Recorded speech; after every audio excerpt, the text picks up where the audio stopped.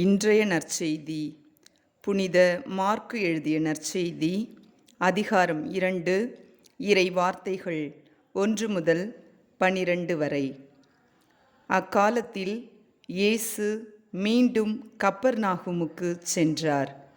அவர் வீட்டில் இருக்கிறார் என்னும் செய்தி பரவிற்று. பலர் வந்து கூடவே வீட்டு வாயிலருகிலும் இடமில்லாமல் போயிற்று. அவர் அவர்களுக்கு இறை வார்த்தையை எடுத்துரைத்து கொண்டிருந்தார். அப்போது முடக்குவாதமுற்ற ஒருவரை 4 சுமந்து அவரிடம் கொண்டு வந்தனர்.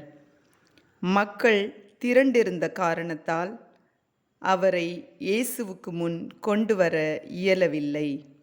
எனவே அவர் இருந்த இடத்திற்கு மேலே வீட்டின் கூரையை உடைத்து திறப்பு உண்டாக்கி முடக்குவாதமுற்றவரை படுக்கையோடு கீழே இறக்கினர். இயேசு அவர்களுடைய நம்பிக்கையைக் கண்டு முடக்குவாதமுற்றவரிடம், மகனே, உன் பாவங்கள் மன்னிக்கப்பட்டன என்றார். அங்கே அமர்ந்திருந்த மறைநூல் அறிஞர் சிலர், இவன் ஏன் இப்படி பேசுகிறான்? இவன் கடவுளை பழிக்கிறான். கடவுள் ஒருவரே அன்றி பாவங்களை மன்னிக்க யாரால் இயலும் என உள்ளத்தில் எண்ணிக்கொண்டிருந்தனர். உடனே அவர்கள் தமக்குள் இவ்வாறு எண்ணுவதை இயேசு தம்முள் உணர்ந்து அவர்களை நோக்கி, உங்கள் உள்ளங்களில் இவ்வாறு எண்ணுவது ஏன்? முடக்குவாதமுற்ற இவனிடம் உன் பாவங்கள் மன்னிக்கப்பட்டன என்பதா? எழுந்து உன் படுக்கையை எடுத்துக்கொண்டு நட என்பதா? எது எளிது?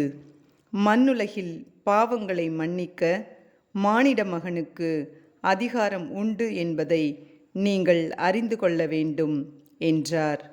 எனவே அவர் முடக்குவாதமுற்றவரை நோக்கி, நான் உனக்குச் சொல்கிறேன், நீ எழுந்து உன்னுடைய படுக்கையை எடுத்துக்கொண்டு உனது வீட்டுக்குப் போ என்றார்.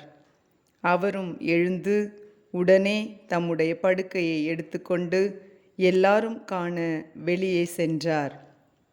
இதனால் அனைவரும் மலைத்து போய், இதைப்போல நாம் ஒருபோதும் கண்டதில்லையே என்று கூறி கடவுளை போற்றி புகழ்ந்தனர். இது ஆண்டவர் வழங்கும் அருள்வாக்கு. இறைவனுக்கு நன்றி.